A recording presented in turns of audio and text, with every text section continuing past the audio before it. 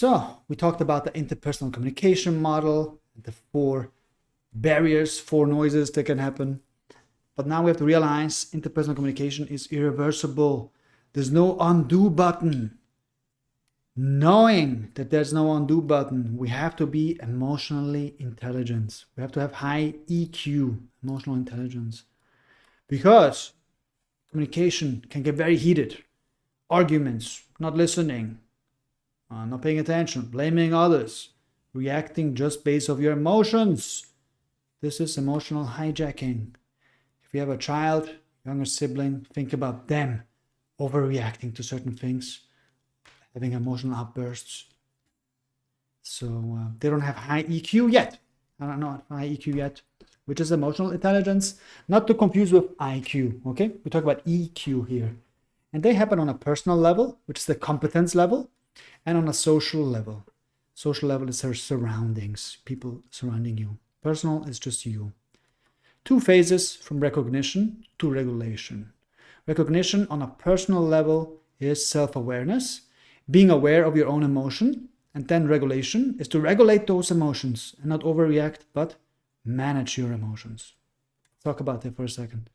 Self-awareness, we know the basic 4 emotions we can have, from glad, sad, mad, upset. That's all okay. We can all have these emotions, being aware of these emotions. For example, you're in a meeting, you always have these ideas, and you think these are great ideas, but as nobody's listening to you, maybe you feel frustrated, disconnected, you feel unheard. You have to know what triggered you, what triggered that emotion, and then self-manage. You're not reacting to these emotions. You're going to have a behavioral response, which is maybe bring it up to your supervisor and say, hey, in the past couple of meetings, use I statements. I felt that I had all these great ideas, nobody listened to it, and it happened a couple of times in a row. Bring it up, maybe see their reaction, because maybe their reaction is not in a bad way. Maybe they're just so busy with other things. They have noises as well, psychological noises that get in their way of communicating. And maybe they realize then, oh, hey, thank you for bringing it up. Actually, that's a great idea. Let's talk about it more. Okay? Meaning having feelings is completely okay. We all have feelings and reactions, psychological reactions. But the difference is, how do we act on those feelings? Okay, that's where EQ comes in. Because when we get mad, we may become aggressive. Don't become aggressive, okay? When we get scared, we may start worrying. So we don't want to start worrying. There's a saying, there's a battle of 2 wolves inside of us all. One is evil, anger, jealousy, greed, resentment, lies, inferiority, ego. The other wolf is good, joy, peace, love, hope, humility, kindness, empathy, and truth. Which wolf wins? It's the one that you feed. It's the one that you give into. If you react all the time in a jealous way, greedy way, anger way, guess what? The evil wolf will win. But if you have the emotional intelligence and give humility and hope and love, peace, understanding, empathy to other people, the good one will win. That's basically it. Simple examples. As an example, we can talk about mitigating information. What is that? That's nothing else but giving the benefit of the doubt before you get mad. So you tell yourself kinder, maybe stories about why they did something that annoyed you. Simple example, there's a meeting supposed to be at 8 a.m. It's 8:05, 8:07 a.m. currently. They're a little bit late. But you mitigate that information. You don't know why they're late. Maybe they were in a car accident. Maybe they woke up 2 hours before you. Why? They have 3 children. One of them has a disability. They live far away. School is far. Kindergarten is far.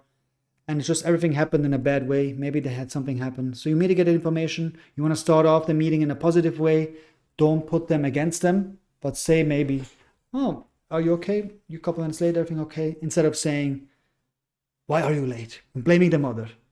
So you already start off on the wrong foot. You don't want to start meetings on the wrong foot. Start on a positive note and be interested in the other person. That's where social competence comes also in. Social competence is the people surrounding you. Recognizing part is having the empathy of realizing the emotional intelligence, and then managing those relationships in the regulate part. Empathy, basically the ability to read social cues in others. realizing not everybody has the same life experience, not everybody experienced the same day, same morning as you. You woke up maybe perfectly, your alarm worked, you had no issues.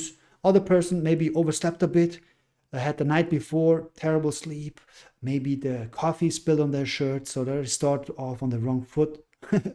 So having the empathy, the realization, hey, that's okay. Being aware of the situation, don't escalate the situation for nothing. Common strategies you can do: attend work-related social meetings, social outings, keep records of people in your network, if that's LinkedIn, if that's whatever contact saving system you want to use. Greet others by name, maintain regular contact, and be a good listener. That's a part of the communication process. Being active, being a good listener, ask questions, follow-up questions, which tells the sender of the message, hey, this person listened to me, I feel heard, I feel good. This is the relationship management part.